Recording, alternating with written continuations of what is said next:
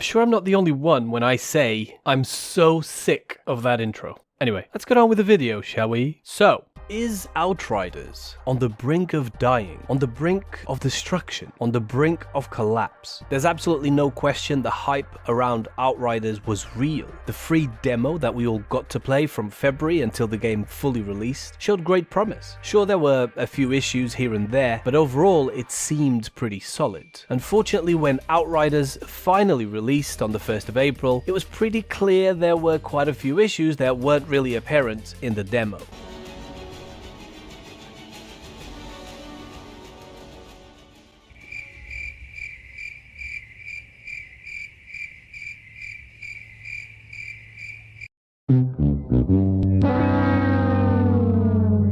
The biggest problem was, of course, the fact that the servers just could not handle the player load at all. The daily Steam chart shows between 100 to 125,000 players were playing Outriders concurrently for the first 3 or 4 days after launch. That's pretty healthy numbers, but certainly nothing compared to some of the numbers other popular games accommodate on a daily basis. And sure, you might make the argument that games like CSGO and League of Legends will only have nearly 1 million players daily because they're only on PC, and that Outriders was being played on all platforms. Therefore, a much higher number of players was trying to log in. But of course, that argument falls apart when games like Destiny and Warframe and Borderlands, amongst many others, who have a big player base, are also on all platforms and have relatively stable servers. Certainly nothing compared to what Outriders experienced and continues to experience, even with a much lower player count. Currently it shows around 10 to 20,000 players a day. Games that are always online will almost always certainly have issues at times with their servers, but not on the level that Outriders experienced at launch. And unfortunately, more than a month after launch, sort of continued to experience. Another huge problem that Outriders has faced was the inventory wipe. Players were losing hours and hours of progression, where everything they had earned in-game was suddenly just disappearing. The restoration of inventories is underway by People Can Fly. One of the things that they've done is give everyone a bunch of loot, a bunch of legendaries. Some people got loads, I got a bunch of duplicates, but when it comes to this inventory wipe issue, no one really knows if that means that it's now totally fixed. I guess we'll have to wait and see on that one. Another big issue is the lag that players experience when playing co-op.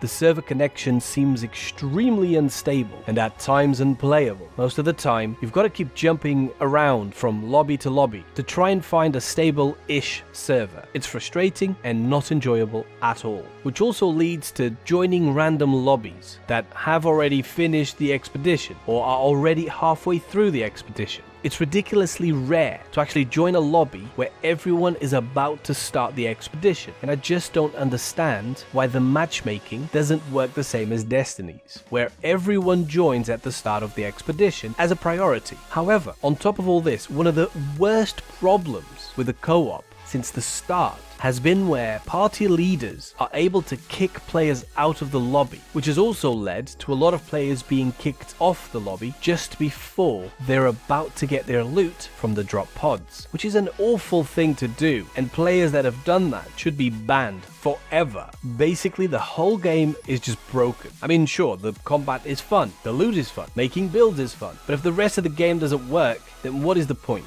And the fact People Can Fly still haven't been able to significantly fix the worst issues as of yet just tells me the game was not ready for launch, just like Cyberpunk. And it's a shame. Both games had great potential, but now that they've fallen into these negativity pits, it's hard to come back from that. It's much more difficult to recover from when you're at the bottom than to fall when you're at the top. And sure, People Can Fly have been excellent and very transparent, which has made the community much more sympathetic than the Cyberpunk community towards CD Projekt Red, but being transparent doesn't take away from the fact that we've all paid for a broken mess of a game, and given player numbers have now dropped down to 15 or 20,000 players a day, and there's still no patches or word about the game getting actually fully fixed, it just feels like the game is rapidly dying off, and the prospect of recovering is looking looking very slim. I really hope People Can Fly get their act together and manage to save this game. Despite all the issues, I've enjoyed my time with it. Let me know your opinion in the comments. Thank you very much for watching. I'll see you on the next one. Goodbye.